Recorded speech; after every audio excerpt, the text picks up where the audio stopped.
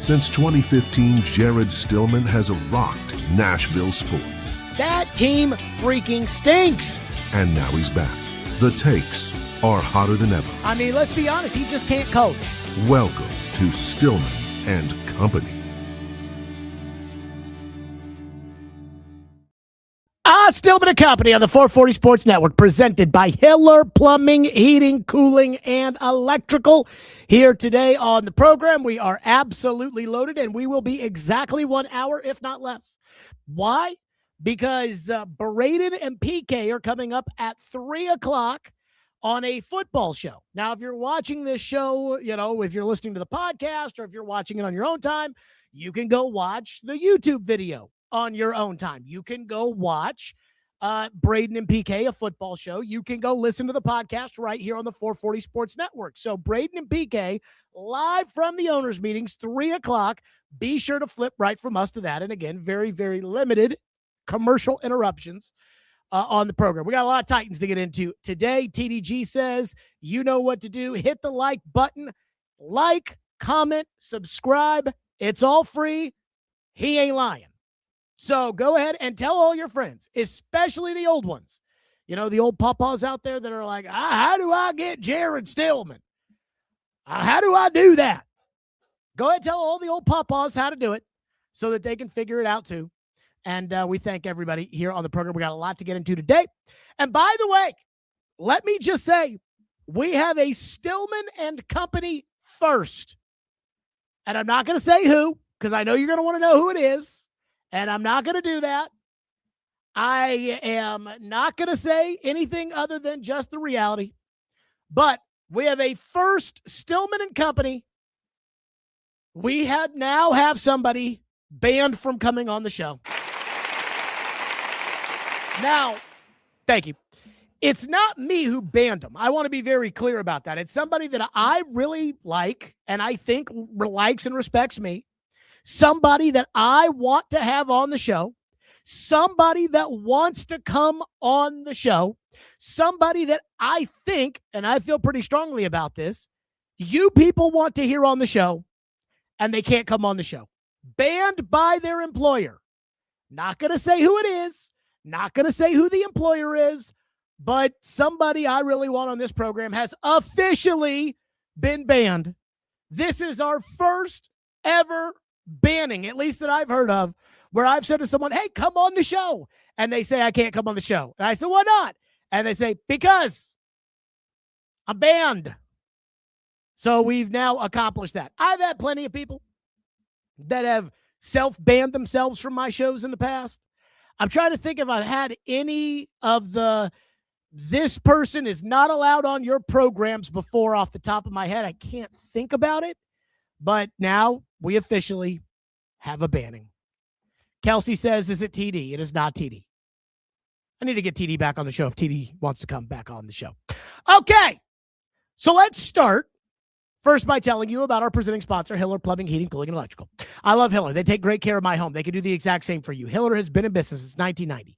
Family owned and operated. 100% satisfaction of happy you'll be, or the service is free. If a customer is not pleased with the work performed, Hiller will make it right.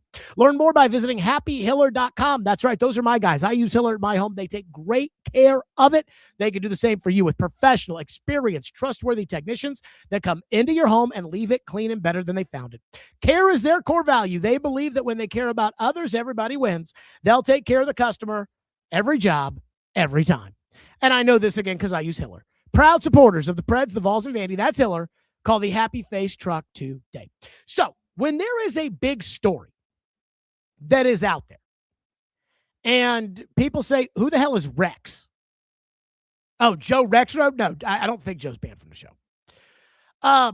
Whenever there is a big story that is out there, it in Nashville happens one of three ways. One, I hear it, and I know right away this is going to be a story. And people in the media sometimes get very upset, and they're like, no, that's not a story. Rand versus Vrabel was an example of that. It was a story. No matter how much they wanted to say it wasn't a story, it was a story.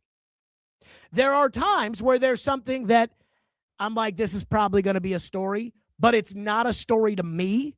And so I struggle to jump on it right away. And I almost react to the reaction more than I actually react to what is said that's going to be a story. And then there are other times where I create the story, i.e., Aaron Rodgers buying a home, which apparently we found out was raw land between Franklin and Brentwood. And then I forget if I said it was Franklin, and then A to Z Sports was like, no, it's Brentwood. And I was like, oh, okay, whatever. Same shit. But anywho, yesterday, Mike Borgonzi met with the local media at the NFL owners meetings, and Mike Borgonzi said something that I didn't really think was that big of a deal. Mike Borgonzi said the Titans are going to draft the best player available, period. And I didn't think that was really that big of a story.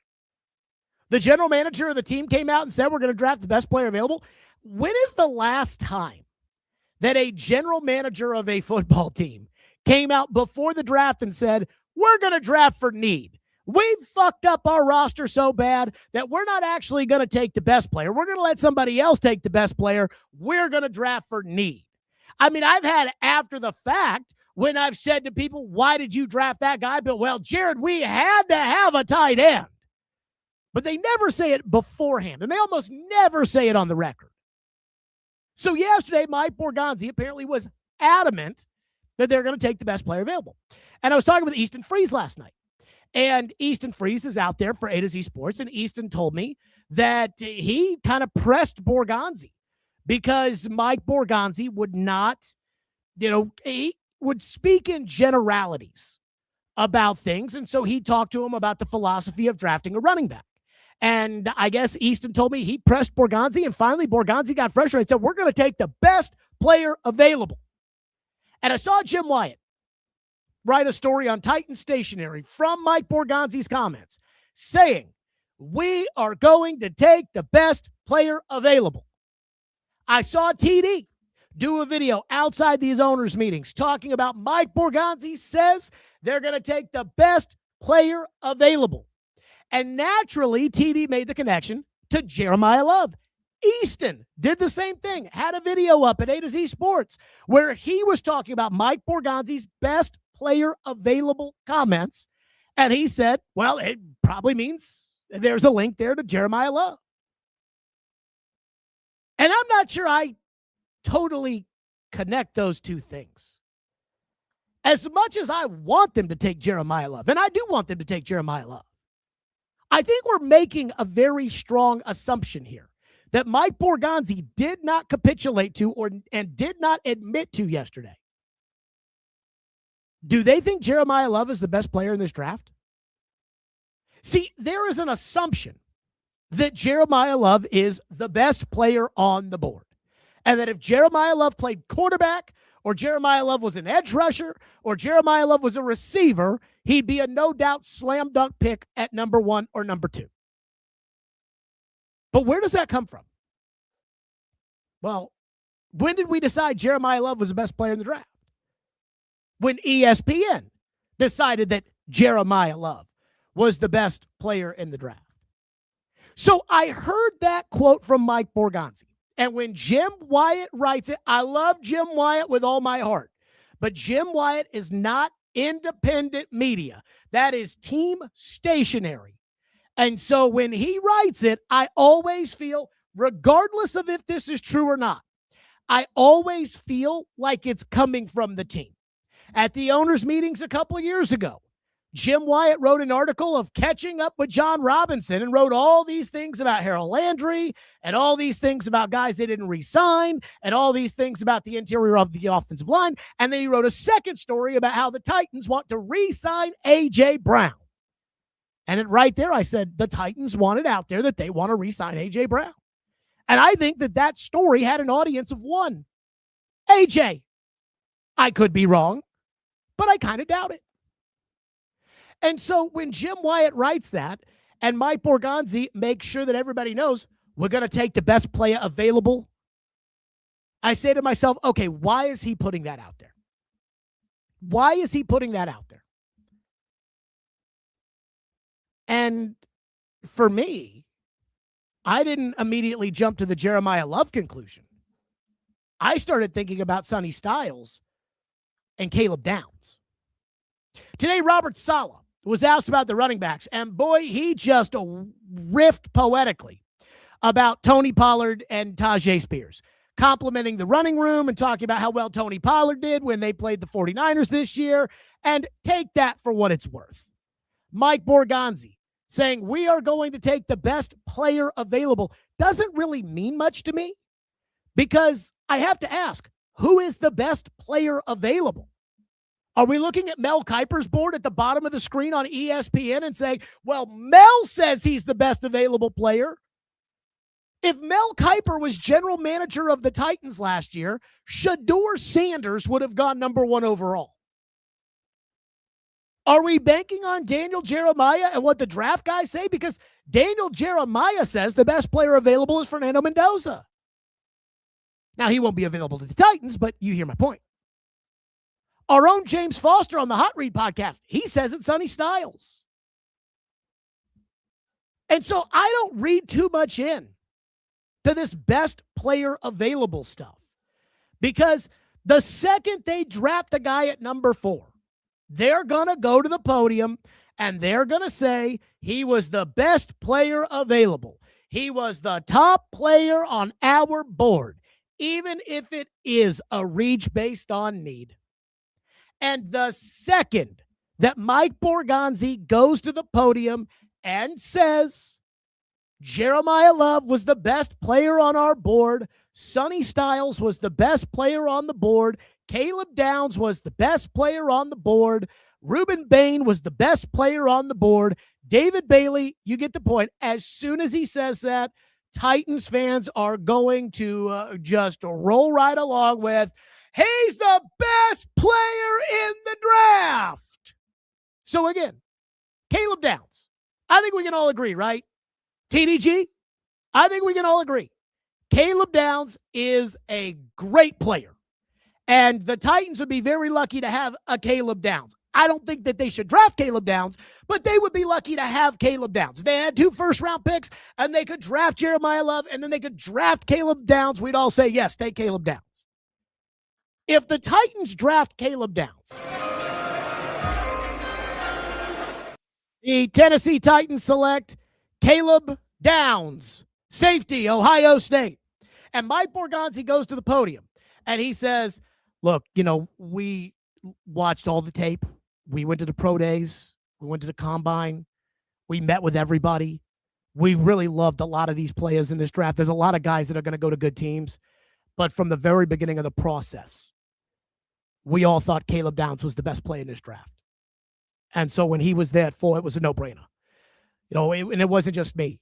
It was a consensus in our building. It was a consensus with Chad and with Robert and with Gus and with Reggie and with Dave and with Dan and with Jared Stillman. It was a total consensus. The second he does that, Titans Twitter's going to go, we got the best player in the draft.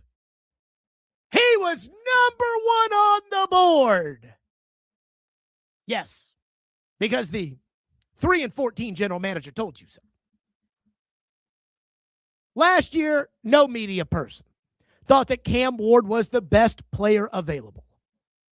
But the only team who mattered picked him number 1.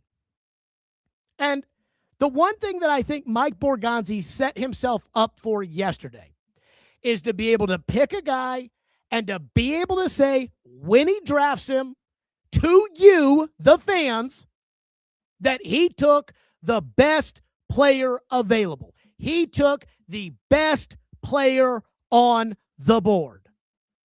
So if that guy is Sonny Styles and he vows we're going to take the best player available, and they end up taking Sonny Styles, he'll go to the podium that night. And again, I think Titan fans look at it this way. They want one of the edge rushers or they want Jeremiyah Love. Now, I would be cool with Sonny Styles. And I would struggle with Caleb Downs, even though I think Caleb Downs is awesome.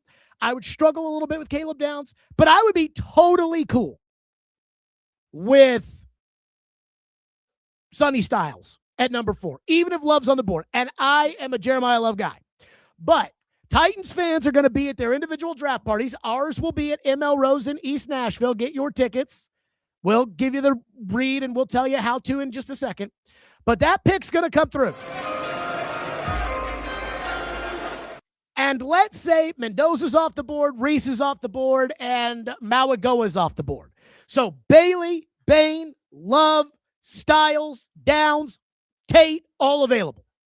And everybody's sitting there bracing themselves, saying, okay, here it comes, here's Goodell.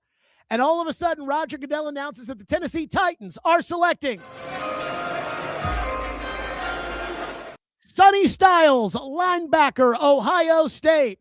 Wow, Mel, did you see that one coming? Well, I mean, Sonny Styles is a guy. He reminds me a lot in certain ways of Roquan Smith. He can move across the field. This is a guy for Robert Saleh's defense. He's going to be a culture setter. He's going to be a big-time tackler right away. He's going to come in and immediately upgrade that defense. He's going to play next to Cedric Gray last year, who led the NFL in tackles. This is a great match, and I believe he could be the next Fred Warner. He might even be better than Fred Warner, Lou. You know, that's what's going to happen on draft night. Titan fans are going to be Jeremiyah Love, Ruben Bain, David Bailey, Sonny Styles.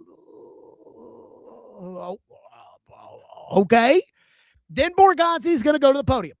Then Borgonzi is going to say, you know, we really went through the process. And as we went through the process, both on the personnel side and in the coaching side, you know, we really came to the conclusion that Sonny Styles was the best player in this draft. And we went to the combine and we wanted to see how he was going to test, knowing that a lot of the guys out there don't have to test. And Sonny checked every box. And I'll let Coach speak on this a little bit more. But when I talked to Coach and I said yesterday, I said, okay, are we 100% sure that Sonny Styles is the guy? He said, he reminds me of Fred Warner, but he's bigger and he's faster. And we feel like we have the foundational block on offense in Cam. And now we have the foundational block on defense in Sonny Styles. And the second he says that, those Titan fans that are thinking Jeremiyah Love, David Bailey, Ruben Bain, come on. Here's Sonny Styles. They'll go, we got the best player on the board. We got the next Fred Warner. Yes, let's go. Yes. And so I think that's what Mike Borgonzi was setting up yesterday. I don't think that it's a I'm trying to think of the right way to say this. I don't think it's a smokescreen that Borgonzi got out there and said, we're going to take the best player available. I think he means it. And I think he's got a pretty good idea who he's taking, which makes me think it's probably Styles or Downs at 4. Because he's not going to know if he's going to get one of the edge guys. And everybody keeps saying, it won't be Jeremiyah Love. Schefter really plugged in, says it's not going to be Jeremiyah Love. PK, make of that what you will, says it's not going to be Jeremiyah Love. But I heard yesterday's comments, and I really didn't think it was that big of a deal, as much as I thought he might be talking about Sonny Styles or Caleb Downs. When he says we're going to take the best player available, he's saying the best player available to him.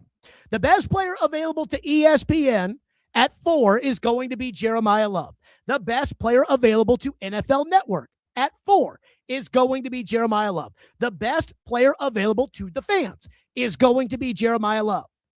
But that doesn't mean it's going to be the best player available to Mike Borgonzi.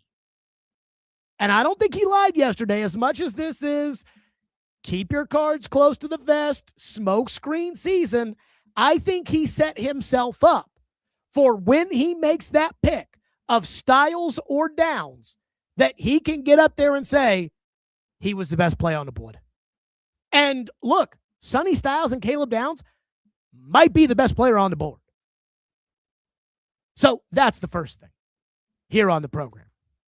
The second thing, we touched on this yesterday. I thought it was ridiculous then, and I think it's ridiculous now.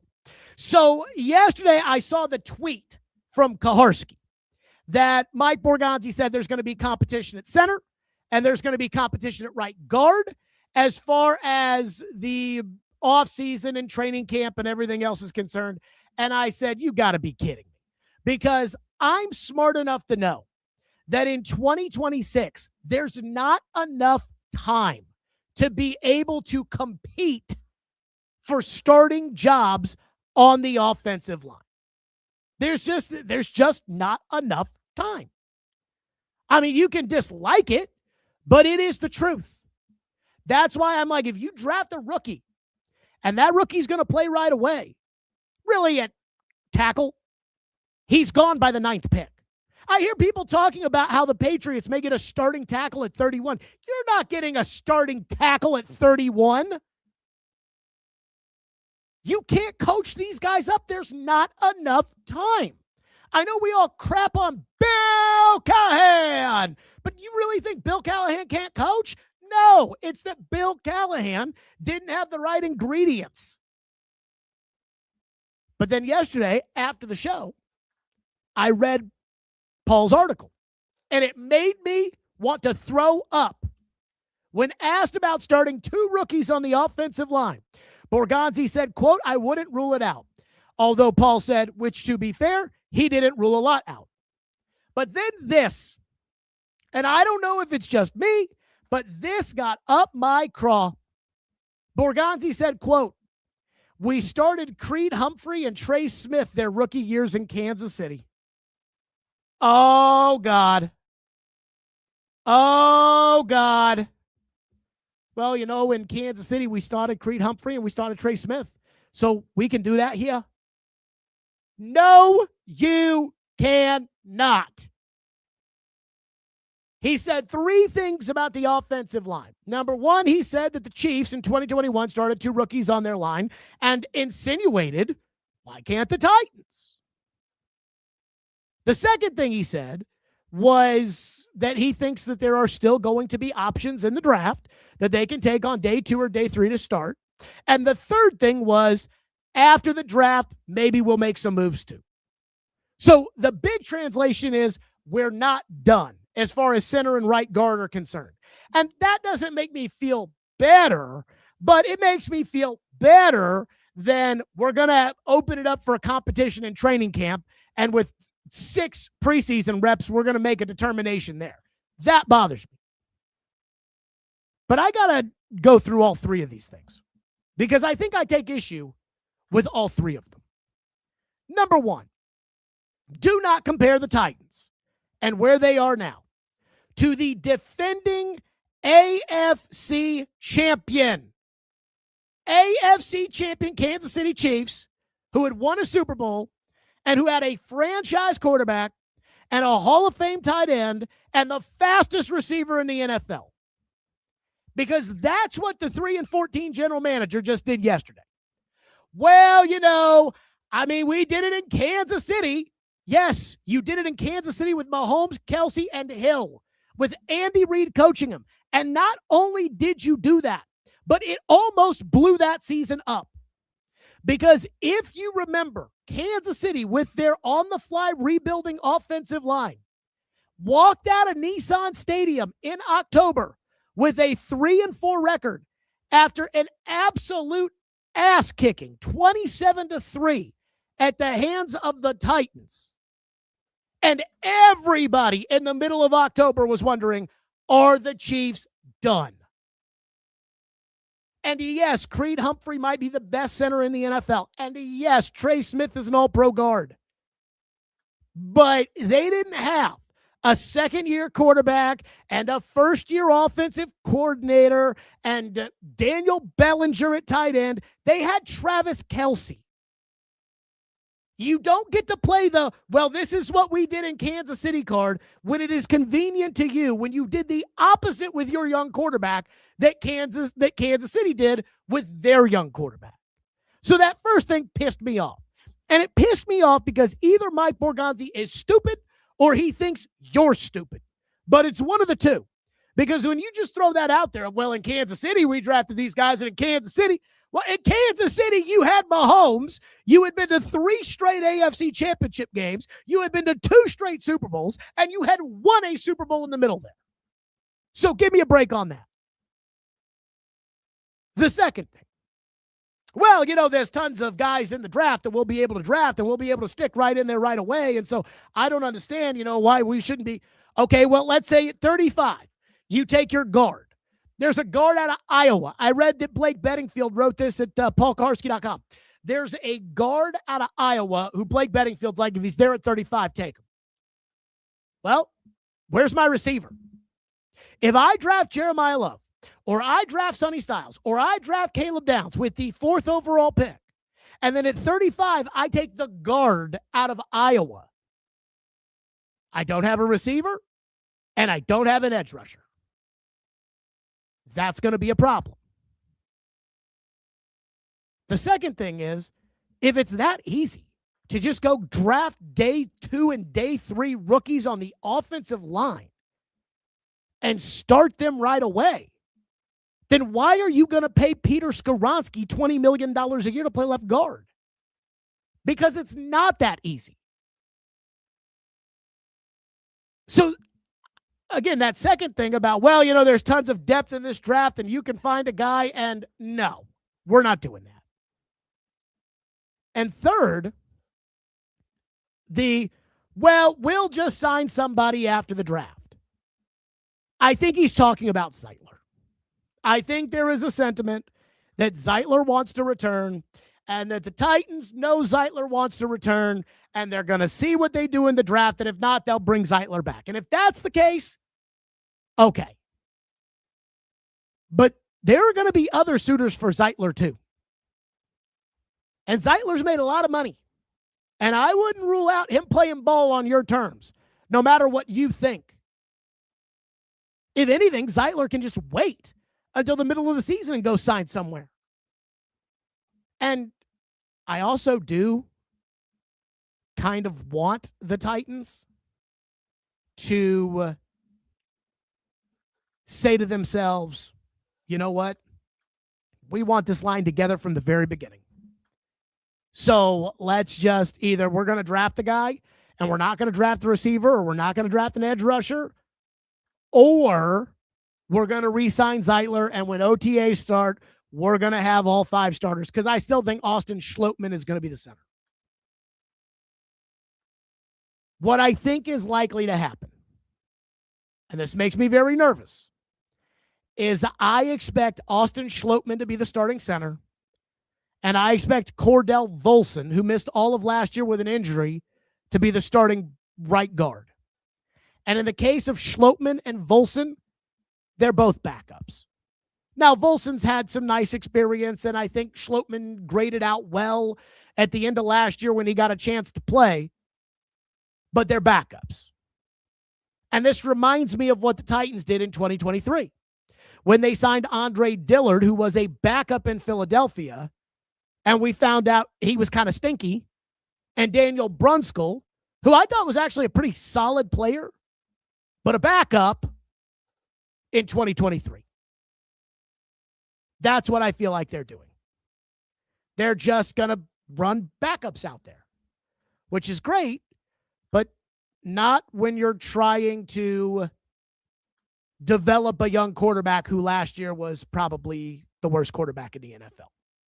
And for all the reasons that he was the worst quarterback in the NFL that people wanted to give me throughout the course of the year, one of them was the team not surrounding him with talent.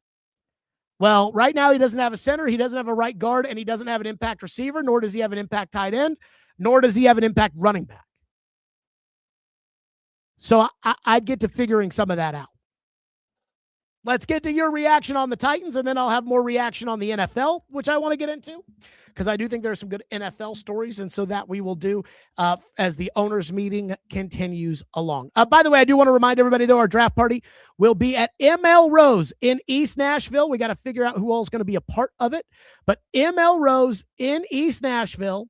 And if you want to come, it's $40, all you can eat, all you can drink. Just email INCROWD, INCROWD at sinkersbeverages.com. That's in crowd at sinkersbeverages.com. Thursday night, $40, all you can eat, all you can drink in Melrose in East Nashville with prizes and a first-round competition. Saturday night, $75, all you can eat Shotgun Willie's barbecue, a bourbon tasting, and an off-the-record Q&A with reporters, special guests, gift bags, and more. And everything benefits our kids. So if you want to go Thursday night for $40 or Saturday night for $75, email incrowd@sinkersbeverages.com. Okay, let's get to your reaction. Kyle says, feels like Carnell Tate is getting Titans buzz at number 4. I can't see it. Again, Bill Polian had a computer system that he liked to brag about that if you didn't run faster than a 4.5, they did not draft you in Indianapolis in the first 3 rounds. And yes, I know that Bill Polian was an old P-Pop, and I know that Mike Evans has had a good career, and I know that Jerry Rice, mythically ran a 5.7 flat. But I kind of stick with the old guys that know what they're doing, that have earned gold jackets. And when Bill Polian says, I wouldn't draft a guy in the first 3 rounds that runs that slow, and when Floyd Reese tells me that the combine is the most sterile environment for you to test, and when I saw it with my own 2 eyes, that Carnell Tate ran a 4.53, and NFL Network was like, there's no way he slipped on his way out. That's why he ran that slow. And then he ran it again, and he ran a 4.53 again. That tells me you're not fast enough to be an elite down the field threat. So in order to be a great player running that speed, you have to be the best route runner and the best catcher in the draft, and you got to be the best at those maybe in the entire NFL. I don't think Carnell Tate is that. I think Carnell Tate's more like Emeka Egbuka. And I love Emeka Egbuka, but not with the 4th overall pick in a draft. I mean, the measurables do matter. I know we decided to brush him off with Cam Ward, and Robert Saleh was doing that today. He knows everybody in the lunchroom's first name. I'm like, oh, great. That's important. I mean, you know what's more important? Can he throw the ball where it's supposed to go? That's important. But again, I digress. I don't think Tate has the measurables to be taken 4th overall in any draft, including this one. So I'm out. And people will say, well, JSN didn't run that. JSN ran a 4.48. There is a massive difference between a 4.53 and a 4.48. And JSN is not a burner. Adam from Portland says, Ruben Bain at 7 after a trade back. That's assuming somebody wants to trade back. And I have just seen time and time again where teams sitting there in the 3 to 5 range want to move back, and there's nobody there that wants to move back with them. If Ty Simpson is really that good, then maybe somebody will want to move up to 4 to get him. I don't know.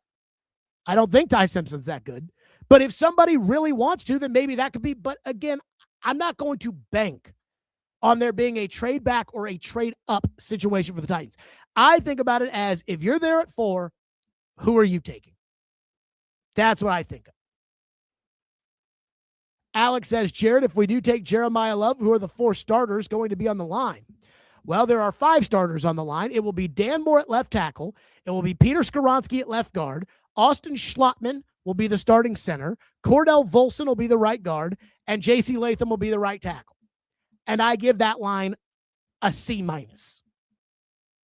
Also, I have noticed this. Boy, PK is ready to just get rid of Dan Moore after this season. PK's like, they need to draft a tackle because they're going to get rid of Dan Moore after this year, and it's only going to be a 10 years. It's going to be blah. I mean, I understand Dan Moore's not the best left tackle in the world, but the Titans have a lot of holes on their team right now, and I know they're going to try to fill some of them in the draft. They have to hit on those picks in order to fill those holes in the draft. I would hope that Dan Moore is good enough to just stay the left tackle at the price he's at, instead of me having to go out and get another left tackle after this season. And if Dan Moore is so shitty, why are you already saying, well, he'll be gone after next year, but we have to play him at left tackle this year? I guess I'm not smart enough to understand that one. I'm fine with Dan Moore, by the way, for the record. TDG says, Jared don't need Caleb Downs when we have Winston Jr. I believe in him unless we put him in the box, in my opinion. I mean, look, I don't think you can go right. Kevin Winston Jr. had a nice 5 games or whatever it was in between his multiple injuries last year. I'm not taking Caleb Downs because of Kevin Winston Jr. That would be like saying, well, I don't need to take a receiver because I've got Wan'Dale Robinson. Wan'Dale Robinson ain't that good. I am not counting on Wan'Dale Robinson to be the reason that you don't have to go out and get a receiver. Brad says, what are the chances that Reese is there at 4? Not good. I mean, I look at the betting markets, and the betting markets expect the Jets to take Arvell Reese at number 2, though it's not some sort of overwhelming favorite. I do believe that Arvell Reese is going to go number 2, especially when TV is a big part of the Jets' decision-making process. And TV has said that Arvell Reese is probably the second best player or best player overall in this draft, other than Jeremiyah Love, and they're already paying a running back $13 million, so they don't need that. But if you think that these teams aren't stupid, I was talking to an analytic guy in the NFL a month ago, 3 weeks, something like that. And I love to get on the analytic guys because the analytic guys are like, well, the numbers say blah, blah, blah, blah, blah. And I'm like, okay, well, your numbers can, what? Okay. I mean, I saw the Toronto Maple Leafs say that they want a general manager who's very involved in data. Okay. People tell me the Dodgers in baseball, they're so invested in data. Really? Because I could have told you to go get Freddie Freeman, Mookie Betts, and Ohtani. So I don't necessarily buy all the analytics hype, but that guy told me when I said, your guy, one of the analytics guys, Eric Eager, who I love, by the way, is at the Carolina Panthers now, and they drafted Tedero McMillan at number 8. He can't run. I said, what the? And he goes, you think the analytics people call shots? NFL teams, this analytic guy told me, NFL teams do dumb things because NFL teams have owners and general managers that get all high and mighty on their own flavor. Remember when Johnny Manziel was drafted by the Browns because he sent a text message to Dowell Loggins, and Jimmy Haslam said after he drafted him that a homeless person convinced him to draft Manziel? That thing is very possible. And I don't even know why I got on that rant or how I ended up there, but that's where I'm at. Adam from Portland says, oh my God, Sonny Styles at 4. Blah! Let me say this. Sonny Styles would not be my first choice with the 4th overall pick, but I'm not against it, especially if Robert Saleh thinks he can be special. I'm not letting Robert Saleh make the pick, but I'm not against it when it comes to Sonny Styles. But if you don't like Sonny Styles today, then I would say don't get excited about Sonny Styles when they draft him, which I think is going to happen if they draft Sonny Styles from the fans who are adamant that they want Jeremiyah Love, or they want Ruben Bain, or they want an edge rusher, that when they take Sonny Styles, and Mike Borgonzi says, a lot of times in a draft, these guys, it's like splitting hairs, but with Sonny, we've really viewed him the entire time as the best player in this draft. And then you're going to say, oh, he's the best. Adam from Portland, I'm holding you to this. I think you're going to do a 180 if they draft Sonny Styles. Again, I'm cool with Sonny Styles. I'm cool with Jeremiyah Love. I would need some convincing on Caleb Downs, but I think I could live with that. David Bailey, Arvell Reese. Bain is the one. Bain and Tate are the two that I struggle with because Bain's arms aren't big enough and Tate's not fast enough. And those to me are non-negotiables at the 4th overall pick. But as far as like checking boxes to be picked fourth overall, you can explain it to me with Bailey, Reese, Styles, Love, and because he plays safety, I would need some convincing on Caleb Downs. On the offensive line, one person says they are banking on Carmen Brasillo being a miracle worker. He's a good coach, but he's probably not that good. I did hear Robert Saleh today when he was asked about the offensive line. And Robert Saleh was like, well, and it was part of that word salad, say nothing kind of thing. And he talked about, and Carmen Brasillo coaching the offensive line. And I'm like, dude, do not do that. This is one problem you run into when you fire everybody all the time and then hire mostly inexperienced people going forward. Now, I'll give Saleh credit. He's got head coaching experience. Dable has offensive coordinator experience. But Mike Borgonzi has no general manager experience. Chad Brinker has no general manager experience. And so Rand Carthon gets fired and Brian Callahan gets fired. And rightfully so. They were both incompetent. But one of the things that they overly relied on was Bill Callahan's expertise as a line coach being the determining factor in being able to wing it on the line. And that got them fired. And again, I kept saying it when people kept telling me that I trust Bill Callahan more than you when it came to Nicholas Petit-Frere and Jalen Duncan. And I kept having nightmares about right tackle and telling you the same story over and over and over and over again. And I kept saying, Bill Callahan, he's a good coach, but he shouldn't be the general manager of this team. And when you say, well, we picked J.C. Latham because Bill Callahan told us to, you're telling me he's the GM of the team. If you're telling me, hey, Austin Schlottman hasn't even played 1,000 snaps in the NFL, and he's been in the league for 7 years, and Carmen Brasillo is going to coach him up, I think every Titan fan is going to look at Robert Saleh and Brian Dable and say, we've already heard this shit before. But that's what happens. Again, this is the time of year where everybody starts to smell their own farts. They get high and mighty on their own flavor, and they think, I can coach them. I can sign them. I can do it. And every time I see somebody act like that, I can do it, 90% of the time they fail. Even Vrabel, who's a great coach. I can coach up Andre Dillard. Sure you can, Mike. I can hire Jason Hodeling and Tim Kelly and Todd Downing. I can do it. Rich says, the Titans haven't had a good offensive line the last 3 years, and I don't see anything happening that makes me feel good it's going to be any better this year. So I think the hoping that I have that it's going to be better this year is I hope J.C. Latham at right tackle takes the next step and becomes, I don't want to say an elite player, but for the 7th pick in the draft with his size and athleticism, at right tackle, he probably should become an elite player. So, and I could see that happening even though I'm not a Latham guy. So Latham at right tackle. Okay, he can become elite. Skoronski can become elite at left guard. He's really good right now. He can become elite at left guard.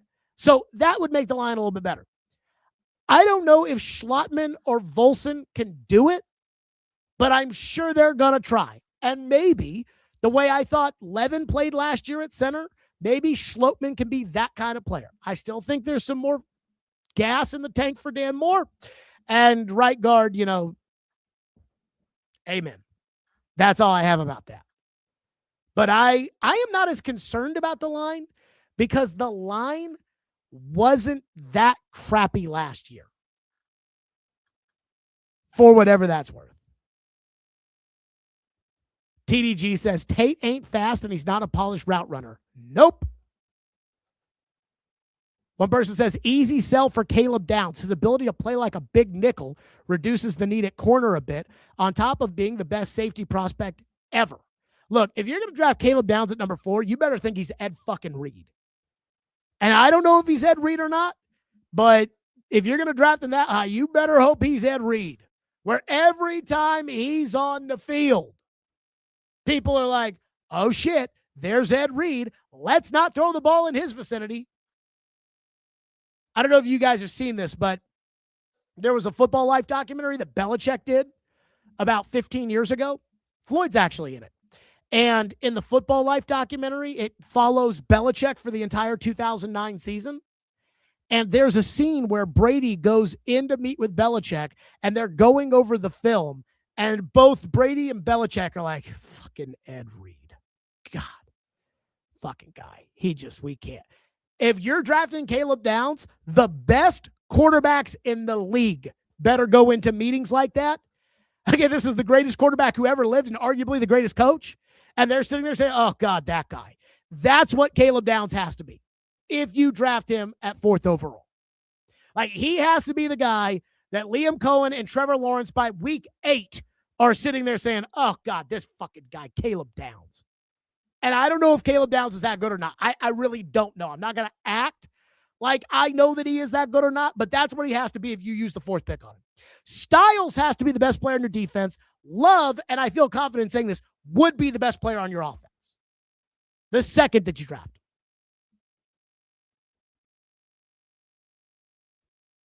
But I could be talked in to Caleb Downs. I'm really not a huge fan of it. One other little Titans nugget. Robert Saleh said today, I thought about cutting the video for you, and then I decided, it's not that big of a deal. They were talking about the quarterback situation, and either this is total bullshit or the Titans are really stupid, and I don't know which one this is. Robert Saleh said that let's not slam the door on Will Levis when talking about the quarterback position, and I disagree with that. Let's go ahead and slam the door shut. Levis was drafted in 23, and he showed flashes of being a capable NFL starter, maybe even being an NFL star quarterback. Then he stunk in 2024.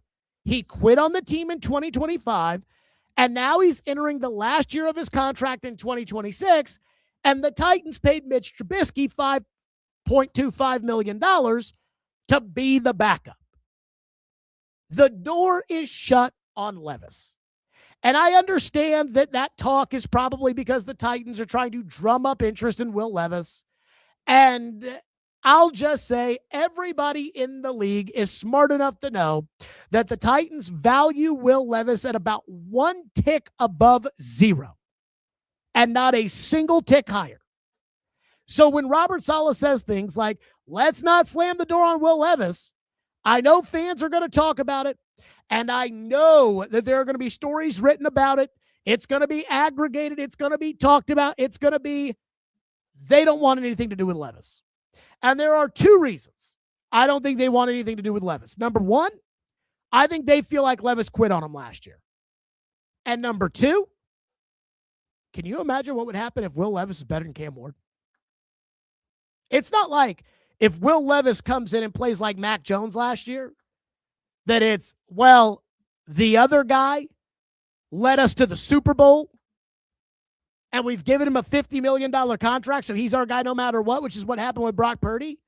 Cam Ward had the lowest QBR in the NFL last year. If Will Levis goes in because, knock on wood, Cam Ward gets hurt and he plays well, now they're screwed because they have to go back to Cam, but everybody will have seen Levis play better than Ward. And I know everybody got in their feelings about how Ward was the next Mahomes last year. But I kept saying when it came to their ability and talent, Ward was closer to Levis as a prospect than Ward was to Elway, Andrew Luck, Joe Burrow, Trevor Lawrence, Caleb Williams as prospects. And I think the Titans would tell you, and I think they believe this, and I think I believe this. Ward is better than Levis. But I'm not certain that Ward is better than Levis, which, again, I think says more about Ward than it does about Levis. But, boy, are they in deep trouble if Will Levis is on this team and outplays Cam Ward. Couple of NFL thoughts that I want to get to here on the program. Number 1, the competition committee passed a rule. The owners have decided to allow replay to overturn on-field calls in case there is a potential referee work stoppage in 2026. Now, I think this is all posturing because I think the NFL is not going to go into the season with replacement refs. I have to say, when it comes to the referees and it comes to this idea that they may put replacement refs out there, I lived through replacement refs in 2012. It was such a gigantic disaster that the NFL had to do something about it. If the NFL runs into that problem this year, they are going to try to use New York to overturn calls that high school referees who have no business refereeing an NFL game, just like high school players have no business playing in an NFL game. They're going to try to overrule them on the spot. Good luck. I think the NFL is smart enough to know we need to get a deal done with our refs. And I think this is all posturing. So again, my advice to the referees, hang in there.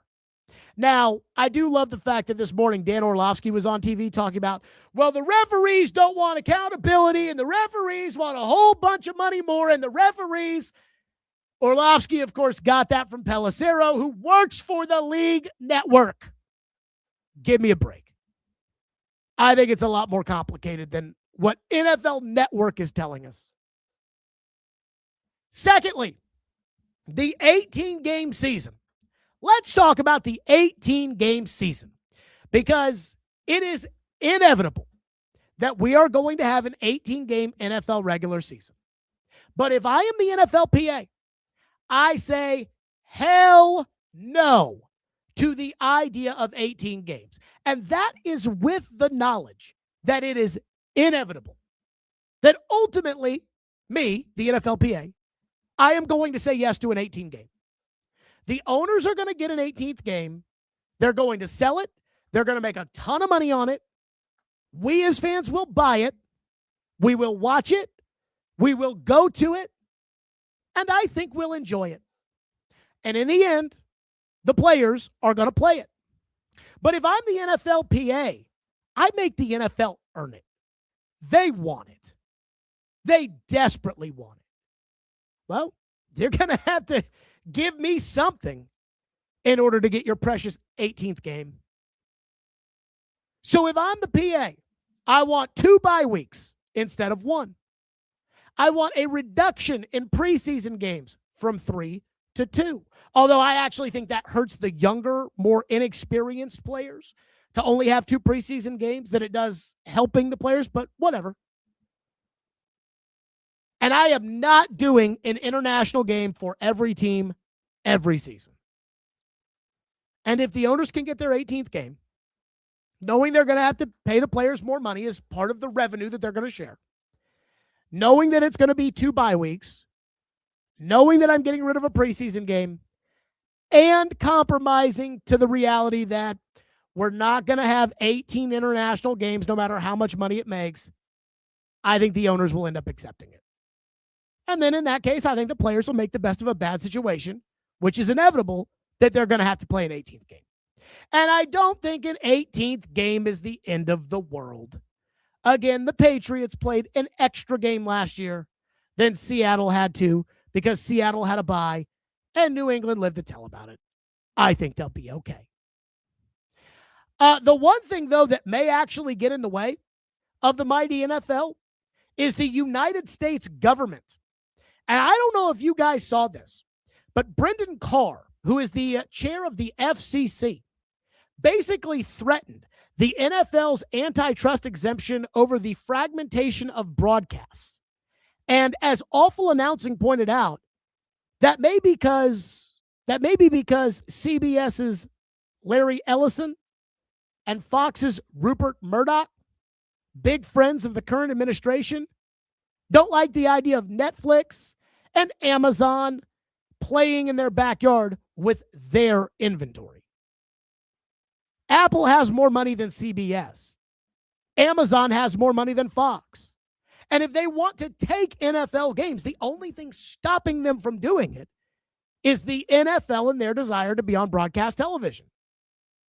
But because David Ellison of CBS has pull with the administration, and Rupert Murdoch of Fox has pull with the administration, I think the FCC is offering a warning to the NFL saying, be careful giving all your games to these streamers. And 70% of sports fans hate streaming games. And I'm part of the 70%.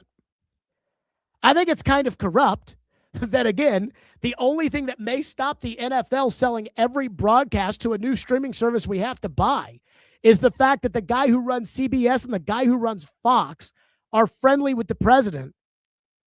But I think I'll take it because I think this is a monster too. Put every game on streaming, so you got to have this service and that service and this service and that service. Enough of that. And we have to talk about some of you Tennessee fans out there. So yesterday, I just brought up the reality that over this academic year, Vanderbilt has beaten Tennessee in football. That's a fact. They beat Tennessee in men's basketball 2 out of 3 times. That's also a fact. They beat them in women's basketball, and they swept them in baseball over the weekend. Fact, fact, fact, fact. 7-1. And, of course, I put something up on social media yesterday, and the amount of just bitching Vol fans. Well, Jared just saying that because he's got to get engagement. No, I'm saying it because Vanderbilt was 7-1 last year. Well, that doesn't mean they're going to be better in the future.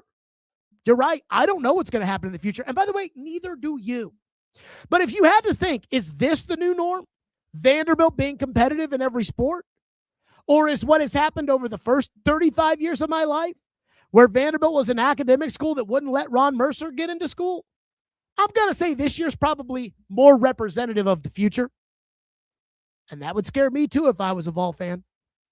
But some of these Tennessee fans, and I'm not going to say it's all of them because I think there's a lot of the Tennessee fan base that can admit Vanderbilt whooped our ass this year. And I don't like it. But there is just a percentage of this fan base, just total pussies on social media when it comes to the fact that Vanderbilt was 7-1 over Tennessee this past year.